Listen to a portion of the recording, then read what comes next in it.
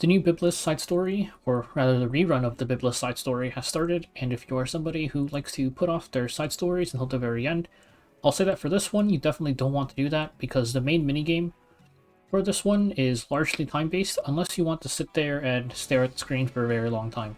So first, in order to unlock the minigame, you're going to have to clear all of these stages here on the sixth one.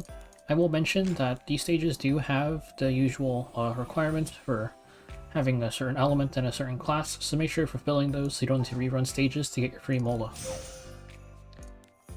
So you're just gonna do this last stage, and then once you do, Byblis will show you where the garden is. So this garden is the primary minigame. In the garden manager, you're going to be able to plant these flowers, and then after a certain amount of time passes, these plants and the facilities will give you sunlight, and you can use the sunlight to get more sunlight. It just slowly the efficiency increases. It's a cookie clicker. So here for the managers, or I guess they're showing you this first. Basically, the night stages give you a bunch of rewards, and then the rewards will basically for the stages. It gets easier and easier the higher your plant levels are. You can see as I hit level 5, it's 100% more damage. You take less damage, then also this extra effect for the stage itself. So I wouldn't bother doing these stages until the very end, just because at the very end, after you have all the plants unlocked, you'll just breeze through all the stages.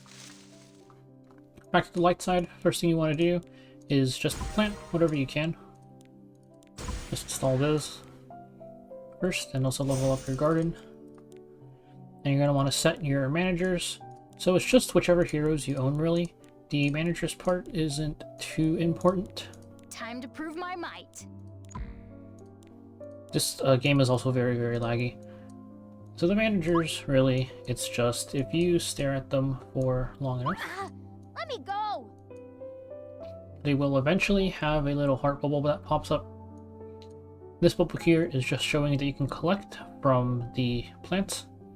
And the plants, their thing, it just, oh, here's the heart one for a case. You can click on that, you get 420. And this does go up eventually, the number. It scales based on how enhanced all of your plants and facilities are, pretty much. So that number does get higher and higher. So if you are behind, you can sit here for a bit and click the hearts. But largely, most of your sunlight is going to come from just waiting for this. For the plants to give you more. So you can just check in here once or twice a day when you do your usual Epic 7 stuff. If you start this really late or you just don't have a lot of time, they do have an energy option at the end to trade energy for sunlight to max out these plants, and you do get rewards for maxing out the plants, especially some of the later ones. Like this one gives a reset stone. So it's definitely worth maxing out all of the plants eventually.